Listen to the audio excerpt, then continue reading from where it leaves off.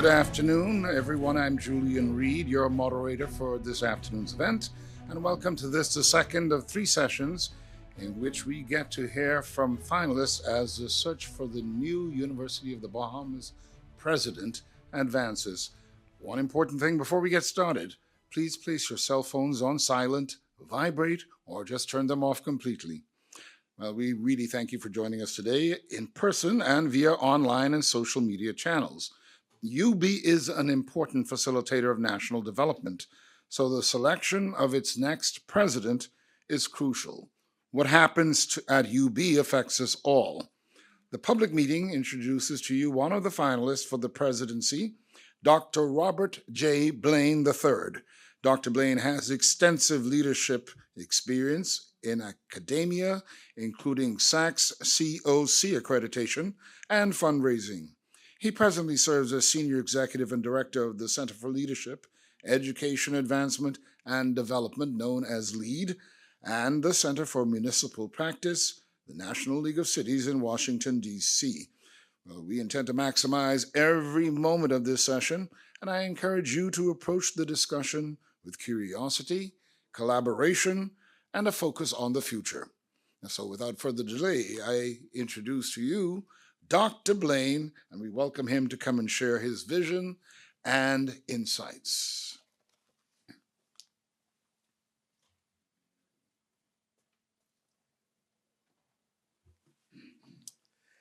Thank you, Mr. Reed. It is a pleasure to be with you this evening. As was said, my name is Robert Blaine. I currently serve as the Senior Executive and Director at the National League of Cities. The National League of Cities is an organization that works to represent all 19,000 cities, towns, and villages in the United States to the federal government. And so it's largely a lobbying organization. I, however, run the nonprofit side of the organization, which is really focused on how do we create outcomes for communities throughout the country. How are we focused on systems of inequity and the destruction and reconstruction of those systems towards greater equity. Before coming to the National League of the Cities, I was the Chief Administrative Officer for the city of Jackson, Mississippi. So I ran a city for 4 years. And in that work, I worked with our mayor, Mayor Chokwe Lumumba, to develop the strategic plan for the city of Jackson. We called that strategic plan an economic model of human dignity. We wanted to talk about how municipal government can be used as a tool to invest in the inherent dignity of every citizen in the city of Jackson. Prior to this, I was a provost, associate provost at Tougaloo College. Tougaloo College is a very small, historically Black university in Jackson, Mississippi. We had about 1,200 students at Tougaloo, and I was the vice president for both academic and student affairs. So it was an excellent challenge in running both sides of the house and working in the full environment of the learners, of all of the learners in the institution. Finally, my earliest position was as the Dean of Undergraduate Studies and Cyber Learning at the Jackson State University, which is a totally made up position, cyber learning, but it spoke to the difference in how students learn today versus the way students learned back in the Stone Ages when I was a student. And so really thinking about what does it mean for a higher institution to be in an environment of ubiquitous information, and how do we use that as a new environment to invest in the inherent talents of our young people. And I often conclude my introduction with this. I am trained for absolutely none of this, because in real life, I wave a stick for a living. I'm actually trained as a professional orchestra conductor. And the first part of my career was conducting orchestras in different parts of the world and performing. I think that actually arts and music training is the excellent preparation for higher education administration. One of the things that we have to do in the arts and music is to be able to understand the big score. In German, they call it the Gesamtkunstwerk, this big picture. And within that big picture, we have to understand what all the constituent parts of it. And I love this quote by Leonard Bernstein. He says that the conductor is the least powerful person in the room. His instrument makes no noise, yet he must convince those with the power to conform to his vision. And this is achieved by creating room for each individual artist within the vision of the whole. That's the way that I think of leadership. That's the way that I think of higher education. And that's the vision that I want to bring to the University of the Bahamas. Thank you.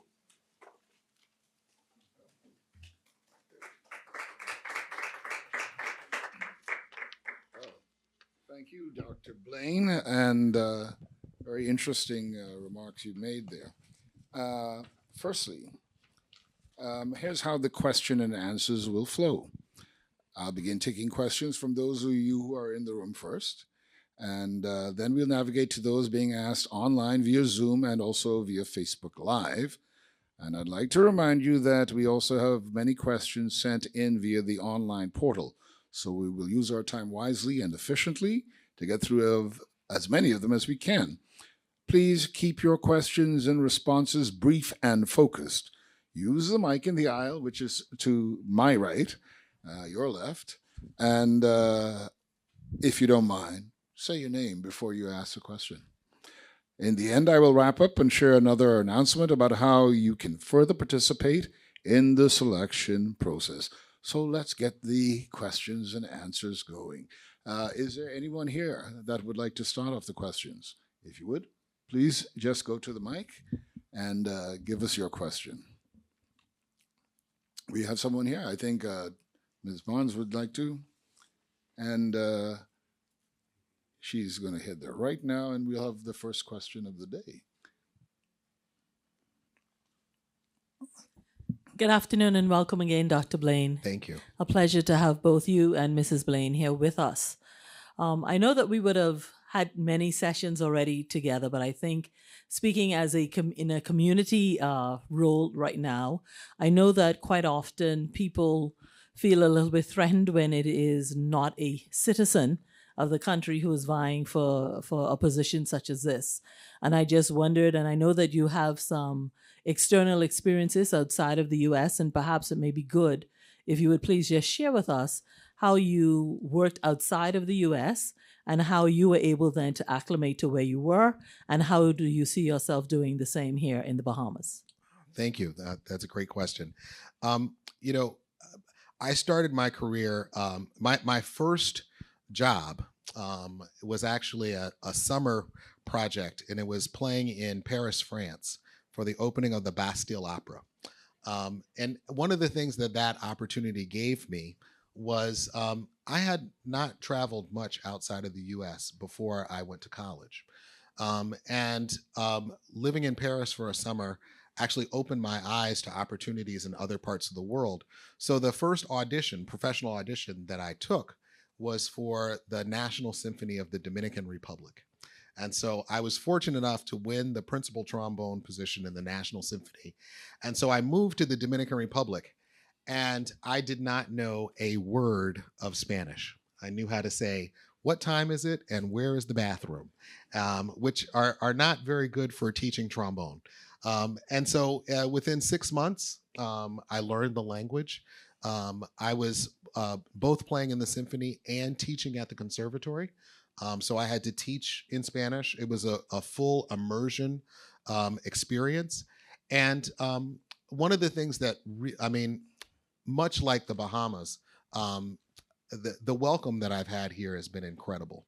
And Dominicans are also a very welcoming culture. And I learned so much from the people and the culture and the warmth that they had there. And they shared so much with me. I feel like I learned much more from them than I did teaching as a performer there. It ended up that the Dominican Republic is not as stable a democracy as it is here. And there is often corruption in elections. And so the end of my time there was because there was an election, and there was a good bit of corruption. Jimmy Carter came down for fairness in elections.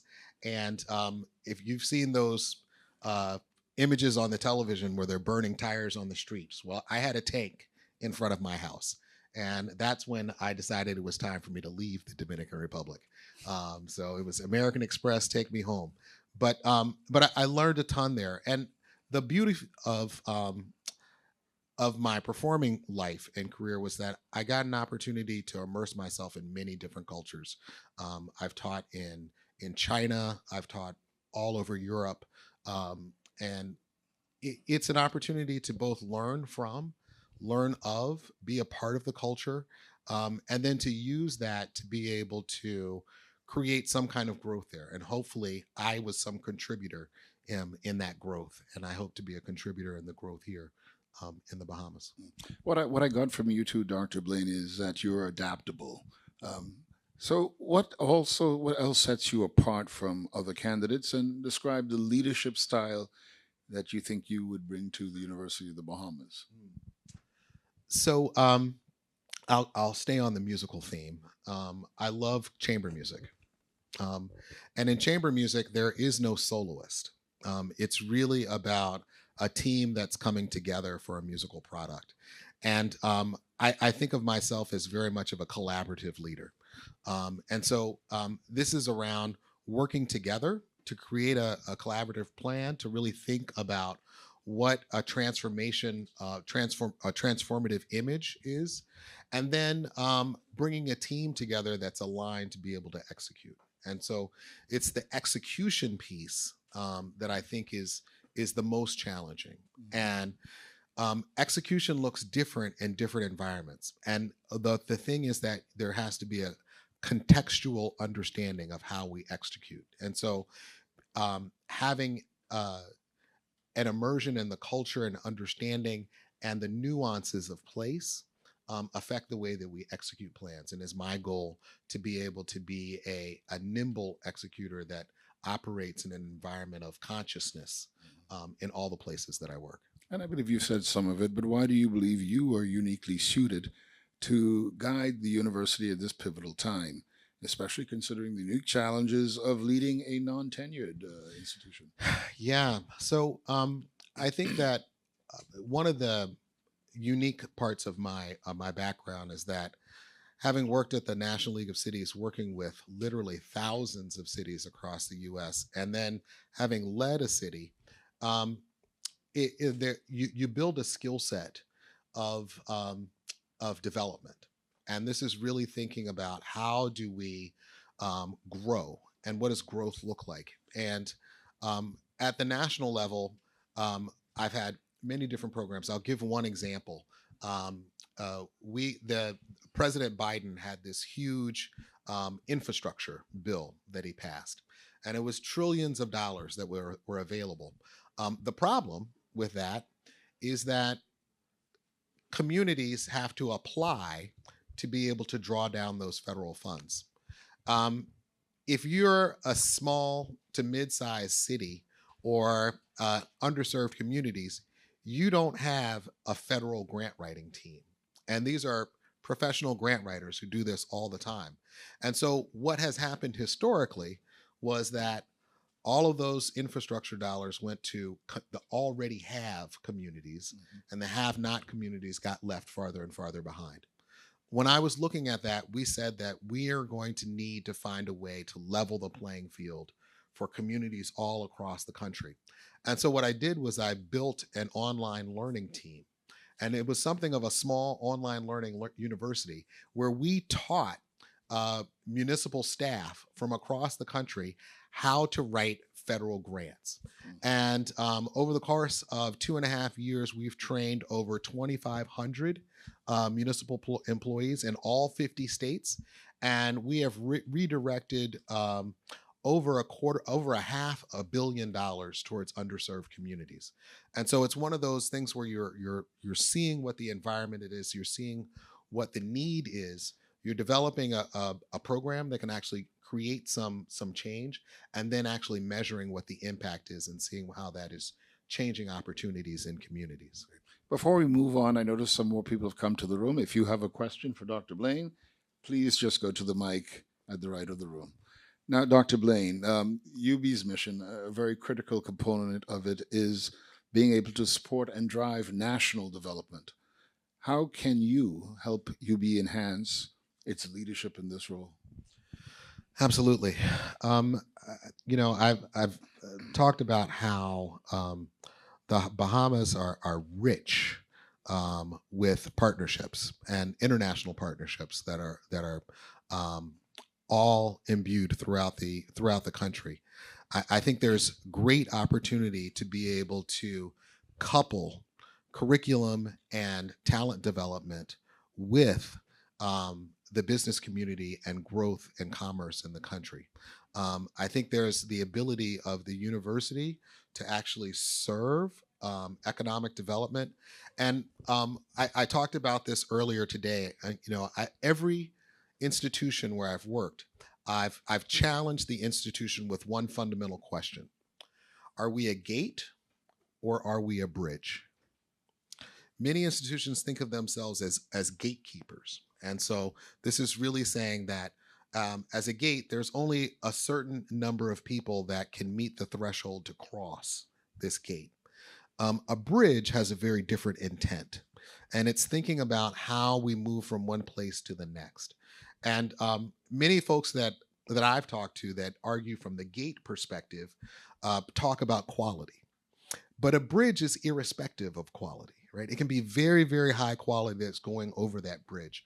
And so thinking about how the university serves as a bridge to be able to move personal growth, personal economic mobility, community growth, and community economic mobility and community economic development, and national growth, national economic development and mobility.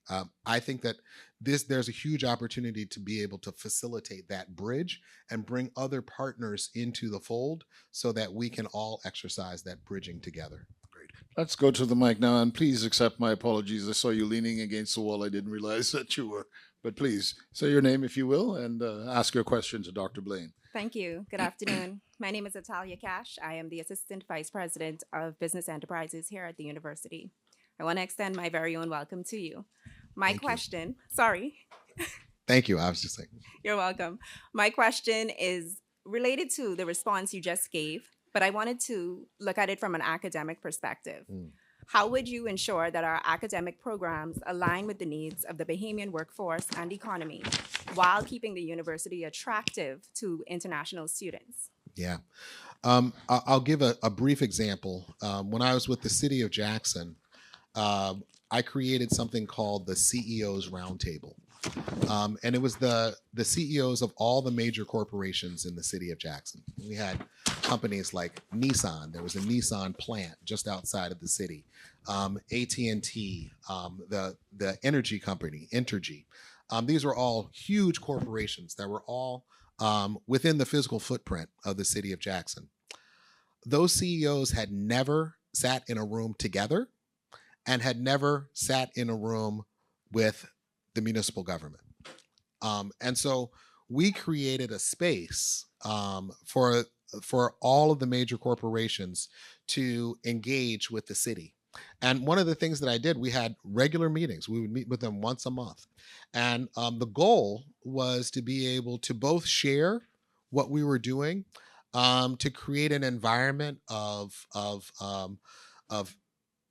testing out principles that we were thinking, getting reflections from the business community, but also providing opportunities for growth for the city. So just one example of a program that we were able to launch was we had the summer jobs program, and there's hundreds of high school students all over the city that were part of the summer job program.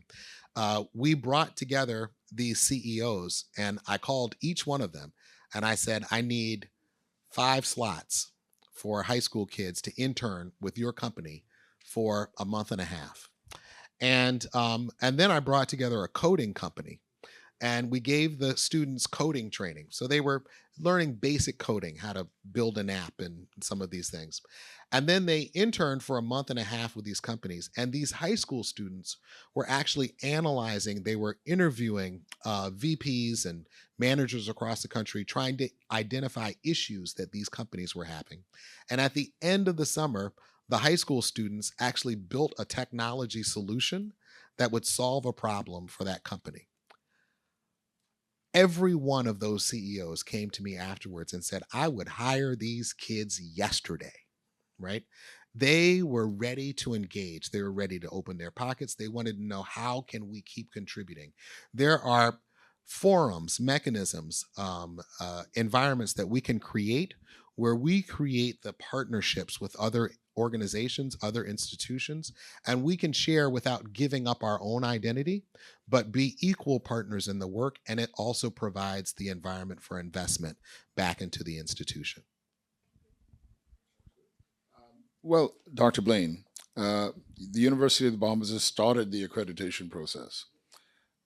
You, of course, have SACS COC accreditation and experience. What can you contribute to ensure that we remain in good standing of obtaining accreditation and, more importantly, keeping it? So the big benefit of accreditations, SACS COC accreditation, is continual improvement. That is the mantra of SACS. And when I was at Jackson State University, there are two parts. When you're going up for reaccreditation, there's two parts. There's what we call the compliance certificate, which is all the parts of compliance that you have to have around various governance procedures in the government's teaching and learning, all the various environments in the institution. But the other part is called the quality enhancement plan.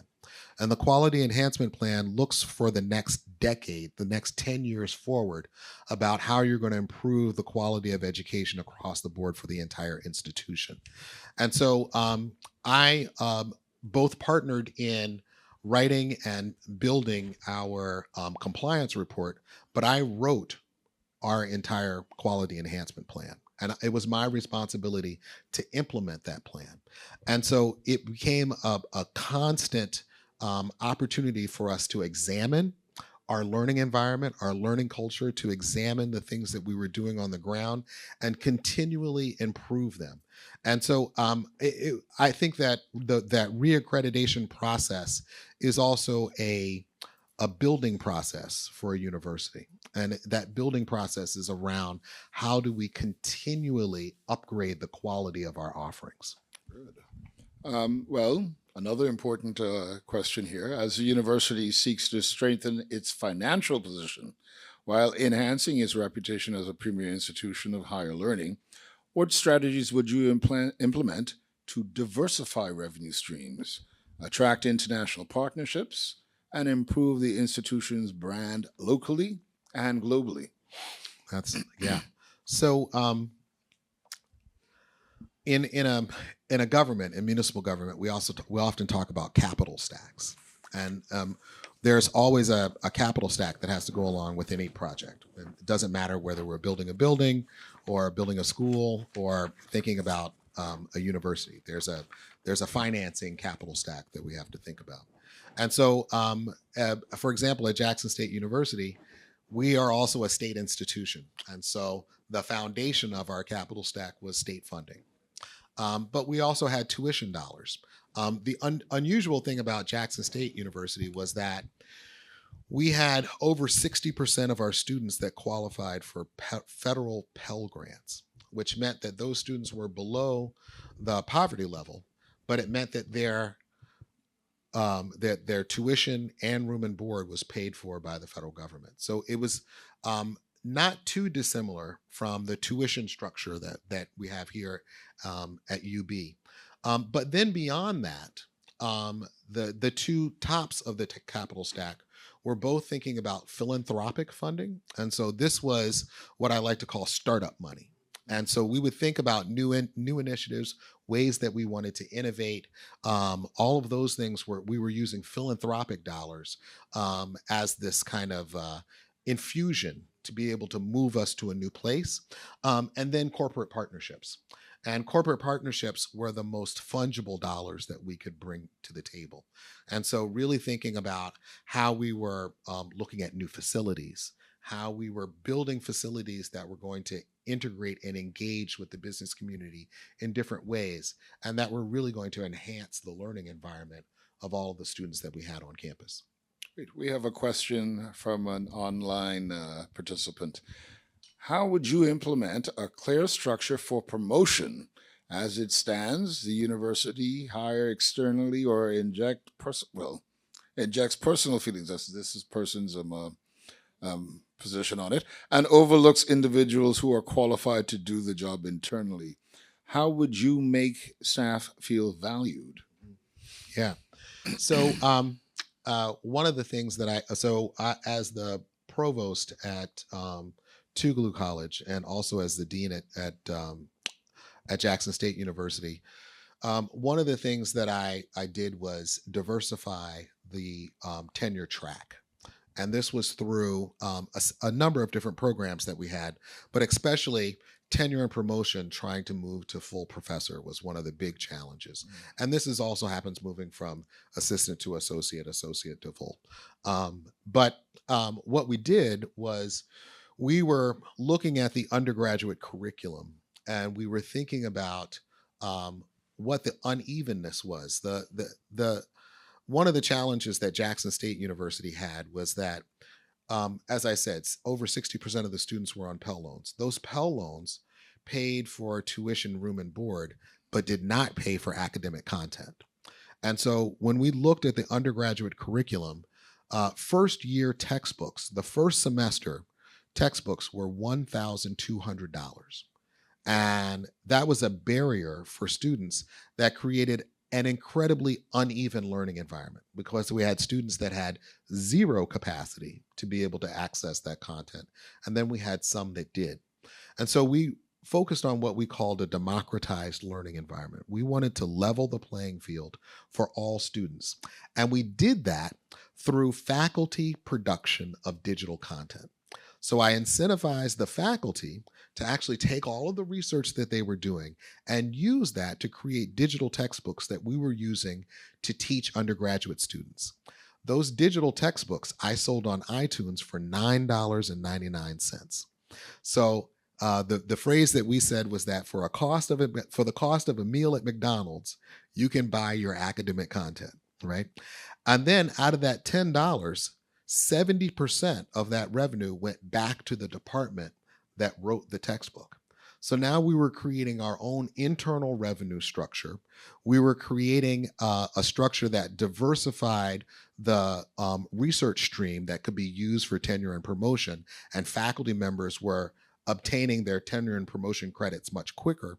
We were creating an environment where students could actually access the content, and it was even for all students in the university. And we saw freshman production scores rise. We had a score that we built on analytical reasoning, looking at the thinking skills of students.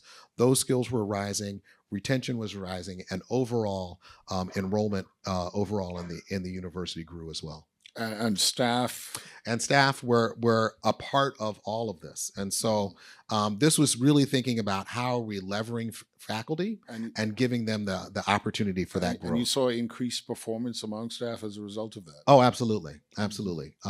There was the production of published materials went up by over 50% in just 1 year. Now, this question, you may have answered this in some other ways, but I will, since it's being posed by an online participant. What do you see as the areas of further development of UB? And what specific skill and competencies would you bring as president when addressing these developmental needs or development needs? So I think that there are some immediate infrastructure needs that we can address. I think that one of the benefits of international accreditation is that it allows us to be able to move into a more international environment of recruitment of students and diversify the student body. But to do that, you have to have residence halls, you have to have facilities in order for that to happen. And so I think there's a huge opportunity for us to think about what that growth can look like. I think that there's opportunities both on the main campus here, but also thinking about UB North and ways that that campus can grow as well. And then the final piece is that as we're building growth, I think it's important for us to consider programmatic growth. This is not growth writ large, but it's really trying to understand the programs that are really going to create that impact, that economic growth that's happening, and focusing so that we're not going to be able to be all things at all times, but really to think in a nuanced way to understand what are the catalysts for growth and how do we think about that programmatically when we're looking at the curriculum. Now, given that UB is publicly funded, right, and there are 3 active unions, and I'm sure you're aware dealing with the unions can always be challenging. How do you envision supporting the strategic development of employees and the transformation of the HR department for innovation, engagement, and efficiency? Yeah. So when I was the chief administrator for the city of Jackson, I had the distinct pleasure of managing all the relationships with our unions.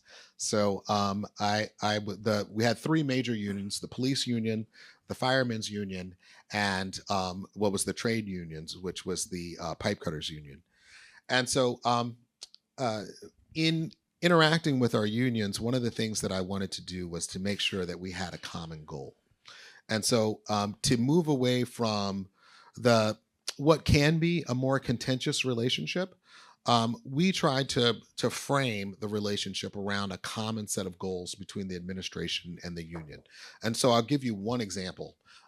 In the police department, we wanted to talk about a new vision of public safety, a new aspirational vision of public safety. And one of the metrics that we use measuring the police department was arrest rates. Well, an arrest is already after the fact. The crime has already happened. The cow's already out of the barn. We need to think about how we move further upstream. And so we started to talk about what is a vision of community safety. And we started to change metrics. Instead of looking at arrests, we wanted to know how many conversations have you had with residents. We wanted to know how many times have you presented at an elementary school. We wanted to find ways that the police department was an active participant in the community and creating a greater sense of community safety. It didn't mean that we still didn't have arrests, but it meant that we were concentrating in different ways. And as we were creating this new aspirational vision, part of what I did was use as an incentive structure a new pay scale. And so we divided the pay scale into many little steps. And we looked at these metrics of what we saw as exemplary policing as a way to be able to move more steadily up the pay scale in the police department, and as a way of us working together to create that vision. You had one other part of your question that I forgot. The HR department. Yes. Which is right. And so the other thing that we did in the city was we had some pretty antiquated systems in Jackson, specifically in HR. And so if you wanted to hire somebody, we had a form in triplicate with carbon paper, and you would have to sign it and walk all around the city to get signatures. And it could take up to a week to get someone hired. So I purchased a new enterprise resource planning system, an ERP system. And what we did was we focused on using computers for what computers do best and humans for what humans do best.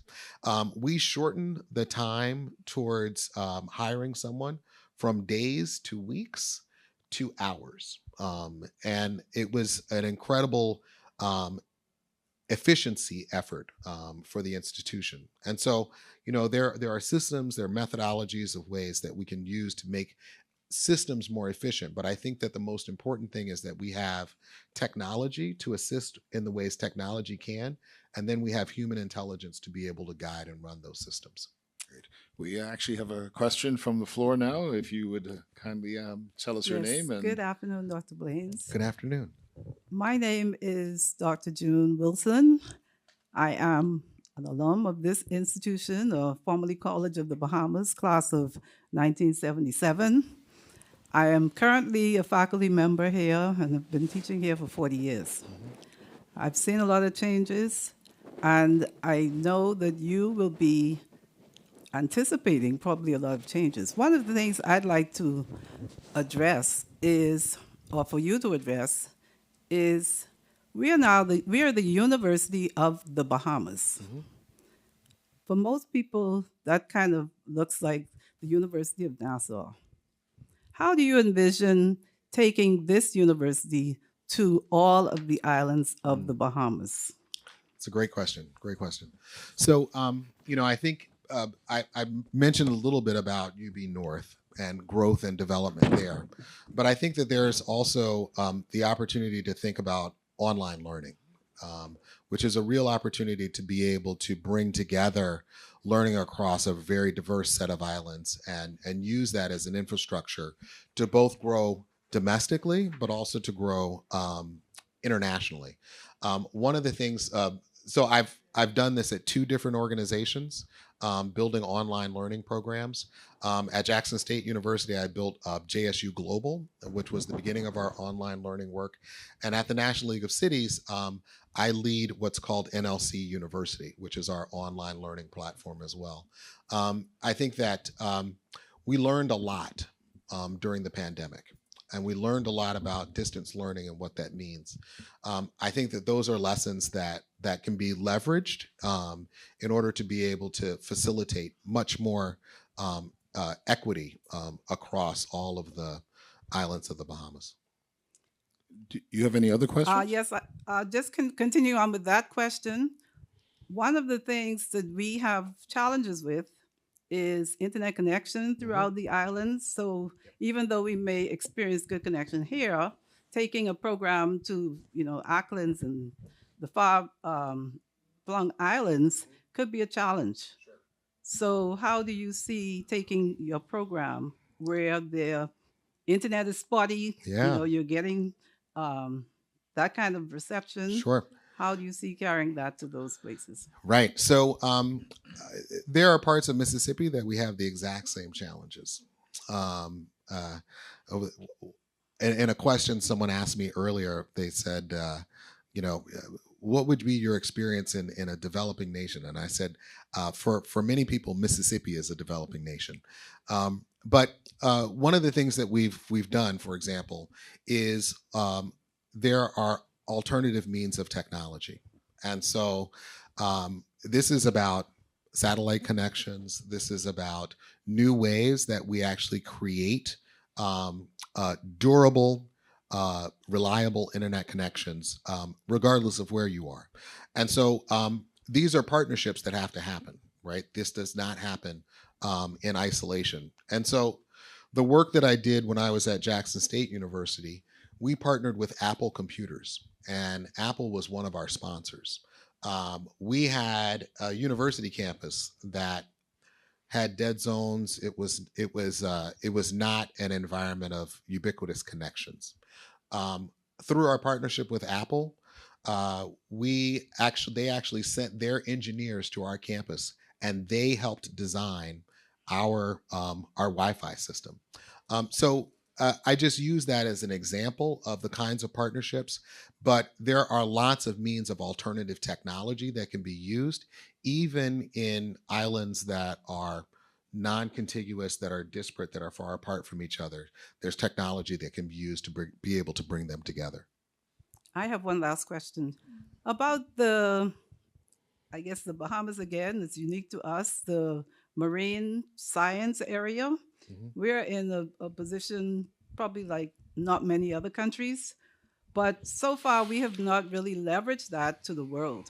How do you see us leveraging our marine science area to have students come here from all over the world? Absolutely. And this is again one of those areas where there's great opportunity for growth. The natural resources that we have here are special, and they are an incredible test bed for not just looking at the marine flora and fauna, but also thinking about the impacts of climate change and what that means in coastal environments. There are, again, partnerships that we need to create, and the fact that we are now moving towards international accreditation gives us the platform to be able to start to recruit internationally. But we have to be intentional about what those programs are and think about the relevance of what we have in the Bahamas to what that relevance is for other island communities in other parts of the world. And so bringing together a curriculum that understands those nuances, those techniques, and then also thinks about the context that we have in the Bahamas that's shared with other island communities is one way that we can actually build a program and connect with other communities that share some of the same challenges. Thank you. Now, a kind of opposite question, if you will. What global opportunities do you think you can access for Bahamian students abroad? And how could you make those more accessible? Mm-hmm. I had a wonderful meeting with students earlier today. And I was talking with one of our young students, and she said that she had just come back from 2 study abroads. The first one was to Canada, and the second one was to Finland. And I was, it just warmed my heart to see her talk about her experience. I think that there is an incredible, there's a foundation there that exists, and an incredible opportunity to build on that foundation. There are opportunities for international exchanges with universities all over the world, right? And it's a matter of how we create those relationships, how we build and foster those relationships, but it's also a part of how we support the students so that we make sure that when they go, that not only are they prepared, but that they have a transformative experience in that place. One of the great blessings in my life is having been able to travel to so many different places and engage with people in all over the world. And every time I go, I learn something. I come back with a totally different sense of who I am and who I am in place. And I had the benefit of that opportunity from an early part in my development. And so having that for as many students that want that experience as possible, I think is really important. And developing the relationships that support that and the support for the students to make sure that that experience is possible, is positive, is all a part of that experience. Great. Let's go to the online pool now. What will you do to strengthen alumni relations? I love that question.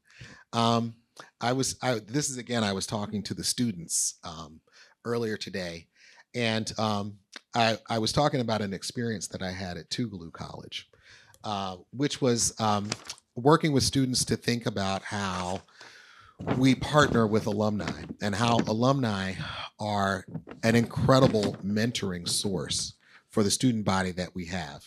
And so I've told this story many times. At Tougaloo College, we have something that we call Fried Chicken Thursday. And in the cafeteria, they fry chicken every Thursday. And it is a huge hit on campus. Students line up for Fried Chicken Thursday. And I would bring my entire team, both academic side and student life side, and we would take a whole table on Fried Chicken Thursday. And the whole point was just to talk to students, just to engage with students. And so we were having this conversation, and one of the students said, you know, we want to be able to engage with the alumni because we think that they have resources that could actually support us. And so I was like, well, how do we want to do that? Could we create a meeting that would happen here?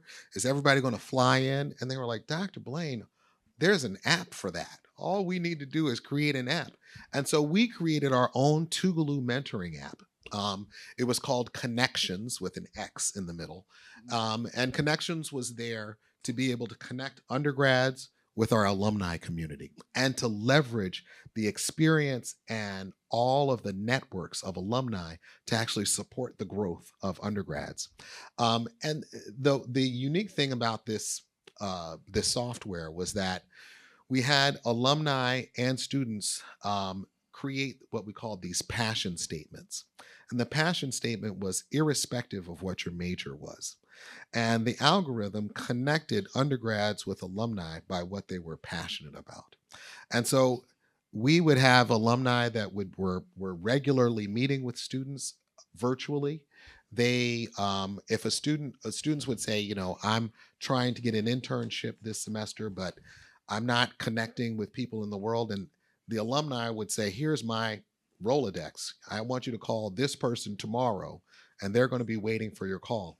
And so this dynamic relationship between our current students and our alumni, bringing them together into a synergistic whole, is just one way that I think that we can create an engagement of exchange that actually supports the learning environment and the growth of our alumni and their investment in the institution.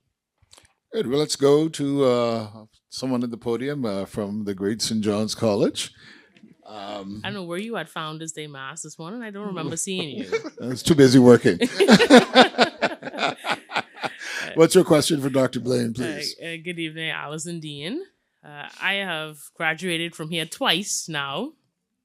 And both times I found that communication with students across the board, from registration, from applying and registration, trying to figure out where are the course documents, what are the books, all of these little things that actually make or break a university experience. Because I've also studied at 2 other institutions and didn't have this problem. Mm-hmm. But I came back and I said, okay, I'm going to do my diploma in education. And the same problem that I had found a decade ago still existed. And it's not so much an issue, I think, once classes sort of get rolling, right, but all the other administrative and technical bits that needlessly frustrate students. Mm-hmm. So, what are your views on how do we try and fix some of this problem? What kind of systems can be put in place? Because if students are not happy when they are here, when they leave, they're going to be disengaged alumni. And these are people, and so, tell you the truth, that's how I felt. And thank God I'm finished. So what are we going to do to try and correct some of these long-standing problems? I'll give you an example from my experience. When I was at Jackson State University, we had what we called convention hall registration. And it was in the auditorium, and not the auditorium, in the athletic fields. This was where the basketball courts was. It was a huge athletic facility. And we would have thousands of freshmen in that space going from table to table to table trying to get registered. It was hot. Parents were mad. It was not a conducive environment for welcoming our new talent onto the campus. And so this is when I took over as the Dean of Undergraduate Studies. Freshman registration was what we did. So what we did was we took our team, and over the summer, we took the entire freshman class and divided it up amongst all the counselors in the team. They called every single incoming freshman before they got there and work with them to organize their schedule before they arrived on campus. So we registered for them for their whole freshman year before they got to campus, not just the first semester, the whole first year. What that meant was that when parents arrived on campus, when students arrived on campus, they not only knew where their courses were, they had their schedule of courses. They knew what their materials were needed. They knew everything that needed to happen as a part of that process. And it became part of the redesign of how we were thinking about counseling and undergraduate studies. And the reason that I give that example is that this is not the exact same problem that we would have at UB, but understanding the context of the process and not being afraid to build something new. And so sometimes there is a fear that we could break something if we try something new, right? And I like to say that people don't fear change, they fear loss. And so there was comfort in having that chaos of thousands of kids in a hot gymnasium trying to register. But the work that we did over the summer was actually, tilling the fields. We were planting seeds that we saw the fruit that came through freshman retention. So not being afraid to think in new ways and try new things, and then to iteratively, continually improve on processes, all to the betterment of student learning outcomes. I think that's all important of how we think about the work. Okay, great. We have an online question, and I think a part of this you have addressed, but it's always good to reiterate it, if you will. But part of it you haven't, I don't think. Do you have and could you outline your vision and strategy to transform UB from a relatively small national university to one of regional and international standing, attracting the best students and faculty from all over the world? Yeah. So I would reframe the question. And I would reframe the question as the right university for the country. And I say that specifically because sometimes we have a perception of what is a high quality research institution, and it doesn't actually match the goals of economic development that we're trying to achieve, right? And so we really need to think about what is the university that is right for the country. What are the economic development needs of the country? And how does the university support that context at a level of excellence, at a level of international excellence, at a level that everyone in the community agrees is excellent and people around the world agree is excellent? It does not mean that we are trying to mimic some other university in another place. It means that we understand who we are, we understand the context of our country and what our needs are, and we build the institution that serves us best. Thank you. You always light up when you talk about students, right? I've seen that. But what strategies do you have for enhancing student retention here at the University of the Bahamas, graduation rates, and overall success while upholding academic standards? Yeah. So retention comes under a number of different factors. So we have to understand why we are not retaining students, right? One example is that when I was at Tougaloo College, what we were seeing was retention challenges between the sophomore and junior year and junior and senior year. Students that were getting close and then not being able to get over the finish line. And when we started to look at the reasons for some of these retention challenges, it was connected with some similar situations that we have here at UB. We had insufficient residence hall space. And after the first 2 years of undergraduate study, we would move those students off campus. That created all kinds of challenges with students being able to get to class on time and to be able to meet with an advisor and do all the things that they needed to be able to finish their matriculation. And we just saw students falling through the gaps. And so I think that we need to think about what retention looks like at each step of the matriculation journey. We also need to think about what retention looks like in terms of gender. And one of the issues that I've looked at that I'm very interested in is young men and looking at the breakdown in demographics between girls and boys on the campus, and thinking about ways that we can foster more young men to be able to not only matriculate but to get to commencement. I think that there's a good bit of investigating that we have to do. There's a good bit of understanding. We need to be able to reach back into the secondary and primary system and partner with institutions. But I think that this idea of completion is incredibly important. And I'll add one last bit, is that often we focus on 4-year completion. And sometimes 4-year completion is an arbitrary goalpost that we put up. Many students have to work while they're in school. They have different kinds of environments that they need to focus on. And so I've often given a 4-year, 6-year, and 7-year graduation.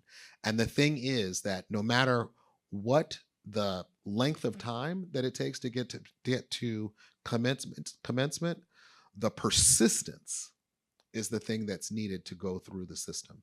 And so building the environment for students to persist, building the environment where students feel a sense of belonging and are willing to make the investment in their future over 4, 6, maybe even 7 years, is a part of that journey and holding students to be able to reach their ultimate goal.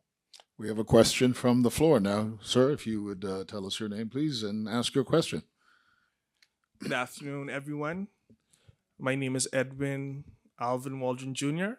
I'm a second-year law student here at the University of the Bahamas. Good to meet you. Thank you, pleasure. So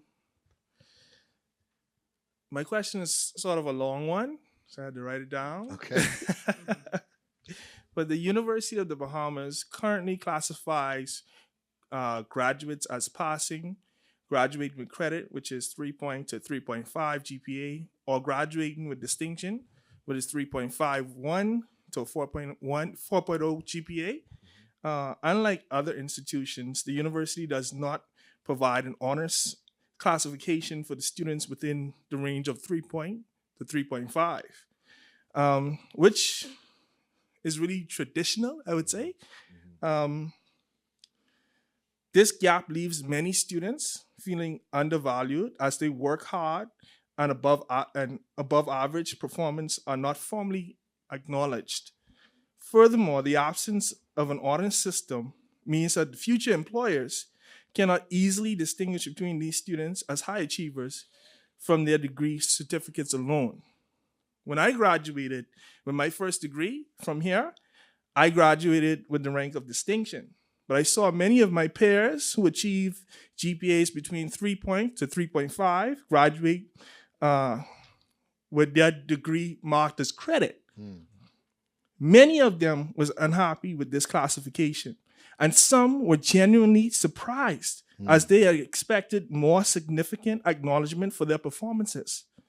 Recognizing the importance of reflecting academic merit and motivating students, how would you advocate for the introduction of an honors classification system that aligns with international standards? Additionally, what steps would you take to ensure that this system accurately rewards students, boosts morale, and enhance the institution reputation while maintaining academic integrity? So, great question. Wow, that's a long one. That was good. I can tell you're in law school. That was fantastic. That was really wonderful. In many universities, there's a system of what we call magna cum laude, summa cum laude, right? And it goes down from there, and then it ends with thank you laude, right? Glad I made it, right? And so I think that one of the benefits of that system is that it breaks down those tiers into smaller discrete units, right? And so you can have 3.5 to 4, you can have 3.25 to 3.5, 3.0 to 3.25, and then 3.5 and below, right? And then the other thing is that there are opportunities to have special credits and special diplomas as a part of your program, right? This is, we often call it micro-credentialing in other places. And so one of the things that I worked to build at Jackson State University was not just the degree program, but actually credentials that go along with the degree program. And those credentials are often tied to a business output, or it can be an economic development output, whatever that is. And so these were special credentials that gave a student a way of filling out their portfolio around their diploma, which actually gave them the ability to talk about a specialized set of skills. And we often aligned those credentials with partnerships in the business community, looking at ways that we wanted to think about specialized skill sets that were a part of that. And this is not a part of your question, but I'm going to tag it on just for the point. One of the things that I often talk about is the point of the educational system is to create what I like to call an intellectual chameleon. An intellectual chameleon means that, for example, when you graduate with an engineering degree, by the time you walk across that stage, your degree is already obsolete. Engineering has changed that fast, right? And so it is a continual learning process that you have to do in order to be able to keep up with the field of engineering. And so this idea of lifelong learning and credentialing and being able to keep up with what's happening and actually building the basis of that as part of your undergraduate and your graduate career, it provides a foundation that you can use that not only provides for the kind of agility of thinking. This intellectual chameleon is thinking about the world changing around us so quickly and how the thinking process moves, but the skills that you develop are transient. They move all over the place. And so how that person is able to be this intellectual pursuit in no matter what environment they're in. And so I think that there are ways that we can give additional merit to your degree, including the ways that we classify it, but also thinking about ways that we support that through credentials that are actually tied to skills that could be valued in other ways as well. Thank you. I have one more question. Yes. Quick one. Quicker than the first. Quick is relative.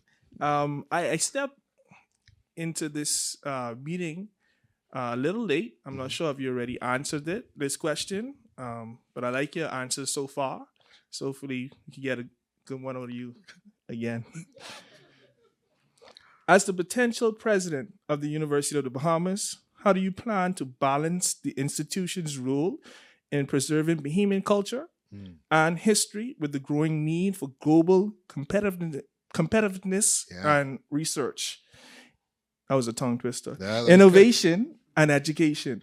Additionally, what specific initiatives would you implement to ensure that the university remains financially stable while expanding access to higher education and underrepresented communities? Okay, that was 5 questions. That's good.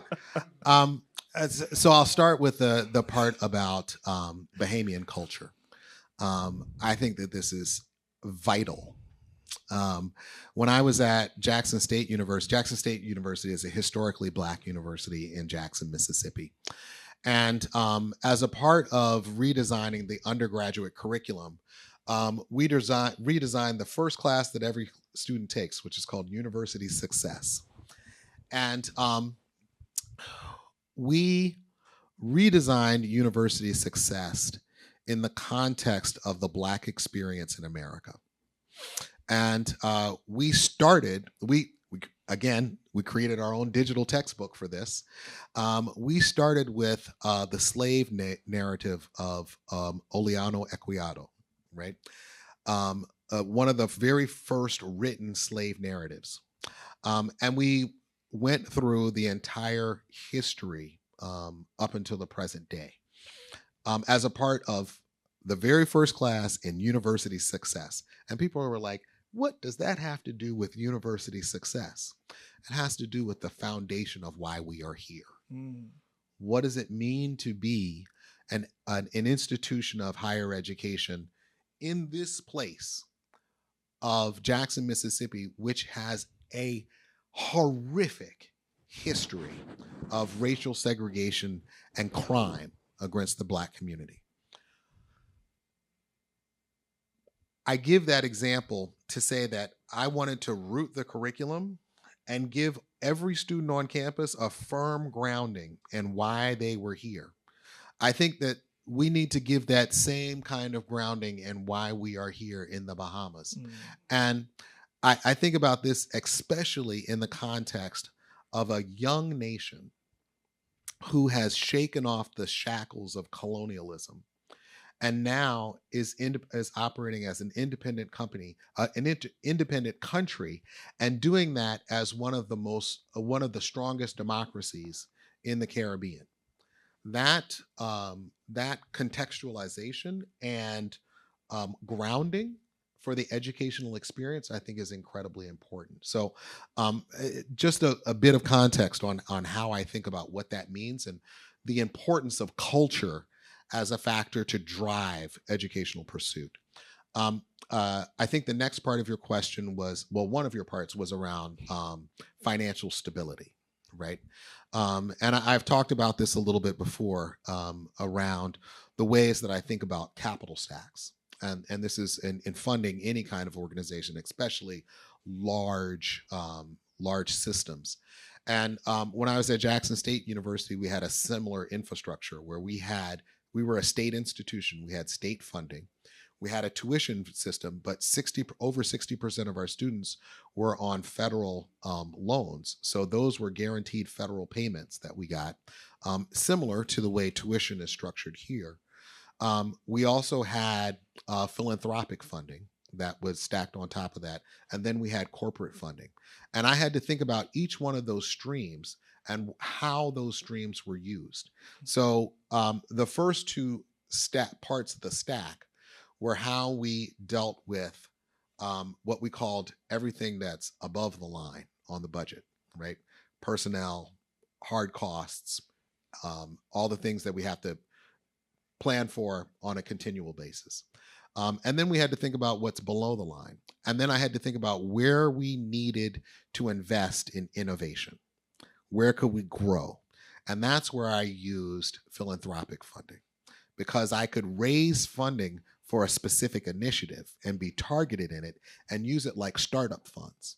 And the goal was to be able to create those startup funds until that thing was self-sustainable, and then it could go above the line. And so we would move it from below the line to above the line. But that strategy about thinking about finances and then using that as the infrastructure for innovation, and then thinking about how innovation can actually serve as revenue generating for the institution and be sustainable over the long term. I like your answer. And, my concern was really, you wouldn't go and do the easy thing, which would be to tax the students and raise the prices. We students, we appreciate the government, what they're doing now, but like to raise this money to get to the next level, that's a very good idea. And also what you said about teaching us the reason why we're here, I think that's an amazing idea. And you really enlightened me today. Thank you for answering my questions. Thank you. And thank you for listening to me, guys. Thank you for asking the questions. Great questions. Well, we have another funding question, sort of, and this is from online. How do you plan to bring new donors and research grants to the university for its development? Dr. Blaine. Right, yeah. So I'll talk about research first. We were talking about marine biology, right? An amazing opportunity to bring research dollars to the institution. Especially thinking about marine biology and coastal communities in this climate in this arena of climate change and what that looks like. There are opportunities for us to think about new. Oops. I'm understanding that this is a Marcos alert, which is like an Amber alert. Oh, okay. So we can continue just like that. That's what that was. Okay. Sorry, if you were too distracted by your response. Yes. So what I was saying is that this So there are new areas that we can think about that would be supportive of growth. And there are new emerging niche areas where research, I think, is an incredible opportunity to bring in new and diverse funding. One of the examples that I gave earlier today was around artificial intelligence. Everyone is talking about artificial intelligence, right? But there are challenges with artificial intelligence. We know that there are biases that are built into some of the algorithms that artificial intelligence is based on. As we're thinking about some of the challenges of artificial intelligence, we're looking at bias being one thing, but the amount of power that's necessary to support all the computers that create artificial intelligence is an incredible environmental drain. And it also, the process of creating all that power creates environmental waste. There's a new emerging field of study of power generation for computing power that could be really interesting for the University of the Bahamas to engage in. It's one of those niche industries where there's not a lot of work that's happening, but finding where those spaces are, where we have capacity and that we can bring both research and funding dollars to the university, I think is a great opportunity. Great. We spoke about some of these things that I'm going to ask again, but you're entering a structure and culture that is different from what you may be familiar with. Sometimes silos, a highly unionized environment, financial constraints, different approaches to work. How would you bridge this kind of gap? Yeah. So silos are protective, right? It's comfortable to be in a silo. But silos are not connected. And to really be an environment of growth and learning, we have to connect together. And so one of the things that I've done historically is I bring a very interdisciplinary approach to the work that I do. And I'll give you one example. I created a maker space when I was at Jackson State University, and we had lots of new technology, 3D printers and all of these things. And I was working across departments to bring together interdisciplinary learning. So we brought together teams from the School of Engineering, the art school, and the business school. And so we brought together teams of undergraduate students, juniors and seniors, across these three different colleges. And we created a whole set of interdisciplinary teams. And we gave them a challenge. They had to create a physical thing, whatever it was, that would solve a problem in society, right? And they came up with amazing inventions. One of the winners of the competition was a young man who developed a straw. And in the straw, there was a carbon filter that he built into the straw, 3D printed into the straw. And you could drink polluted water, but everything that came through the straw was potable. Oh. They put together, the art person on the team actually put together a marketing campaign for this potable straw. He called it the filtering straw. And then the business major analyzed the efficiency of 3D printing these straws and decided that it was not economically feasible to actually build a business using 3D printing as the technology. And instead, they needed to think about how they could lease or sell the technology to a major company. The young man that won the competition, 3 years later, won a contract with Walmart. Oh. And his filtering straws are in Walmarts all over the country right now. This process of thinking as an interdisciplinary team and getting out of our silos was a way for faculty to work together. It was a way of bringing students together, and it just created a new environment where students were thinking about the potential of learning and how they were leveraging their learning to create new knowledge. It was a fabulous, exciting environment. Great. Another question, some of which you have actually addressed a little bit before, but as you've seen in the day or so that you've been here, the Bahamas is really quite unique. What ways will you cultivate meaningful collaborations with the local community and businesses and other stakeholders to enrich the institution and opportunities for students? Sure. Just like I have to learn the environment on campus and the culture on campus, I have to learn the culture and the environment throughout the country. And that means that you show up. That means you show up. You show up at church. You show up at the Rotary meeting. You show up at fraternity meetings. Whatever that environment is, you show up. And as a part of that, you have to be an active listener. You have to be truly engaged in the listening process and learning. And then you have to create relationships. And so one interesting thing about my work in Mississippi is that the state of Mississippi can be fairly insular. They would often say, "You ain't from here," right? And what that meant was that I had to create an environment where people trusted me. And trust is something that's earned. It's not given.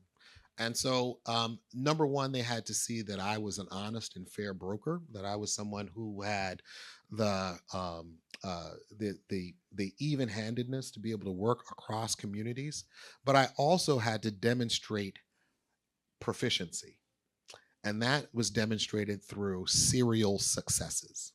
And so, successful in one endeavor, and then you move to the next thing and you have the next success, and then you have the next. And so when you have this kind of serial success matrix, it brings together an environment of trust. And trust is the environment that you can build relationships in. And so I think it's both a part of being available, but also creating the trust to be able to live into the relationships that really grow. Great. We now have a question from Dr. Hamilton, who may or may not be representing Civil Society Bahamas. In part, Dr. Anthony Hamilton, the President of Civil Society Bahamas, the apex body for civil society organizations of the Commonwealth of the Bahamas. The question here would be, how would you seek to empower the civil society sector and its benefits should you become the President of the University of the Bahamas?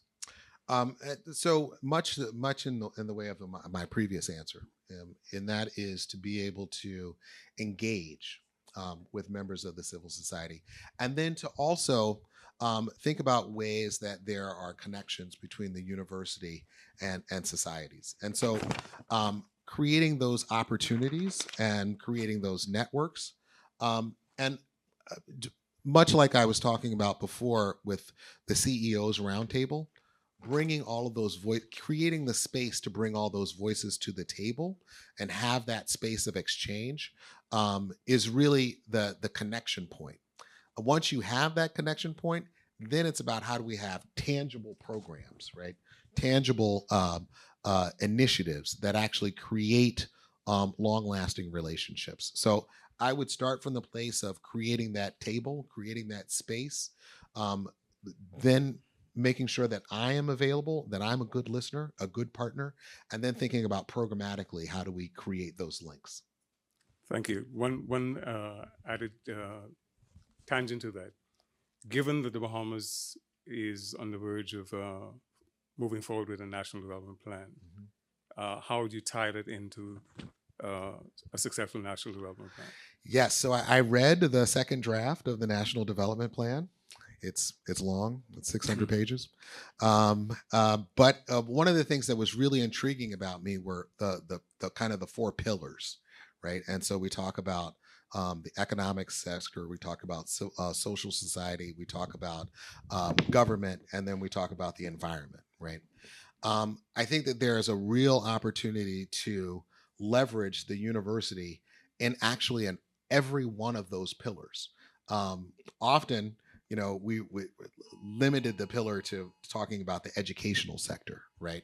But I think that the educational system can actually be a bridge, like I was talking about earlier, across all four of those pillars.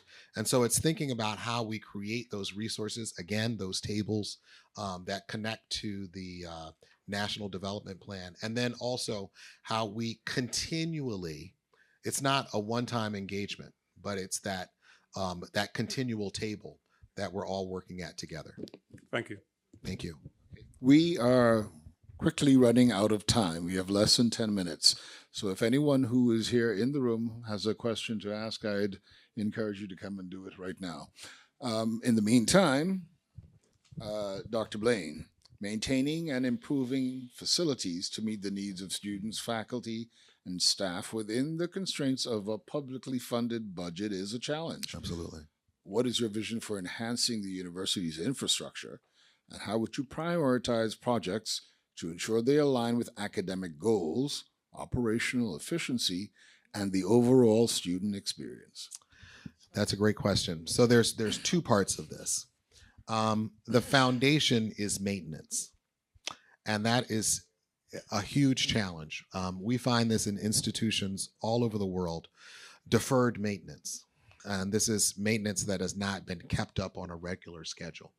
And so building into the budget a sufficient maintenance schedule is the way that you create the foundation for growth, right? So this is looking at our current facilities. How do we maintain them so that we're not having situations that grow worse over time, right? There's also an opportunity to think about growth. And this is where that top of the capital stack that I was talking about, when we talk about investment through the business sector, investment through donors and the like. And that work happens through relationships, and you have to build those relationships over time. You have to cultivate those relationships, and there has to be a shared value between the institution and the donor. And so having a clear value proposition that we bring to the community that we're able to articulate and share with donors, and then use that as a vehicle for investment into the university, is how we start to build and grow. So both the parts of thinking about maintenance and thinking about investment for growth. Okay, we have one online question and one person on the floor. The person on the floor we'll take first, and then very quickly the online question before we wrap up. Okay, just a Please. quick question. As an alumni of the university, I just wanted to know, in any of your past tenures, have you ever been in a situation where the university looked within its student body to identify talent that was needed within the university? Absolutely. As a matter of fact, we had specific talent development goals in the organization. And this was both thinking about our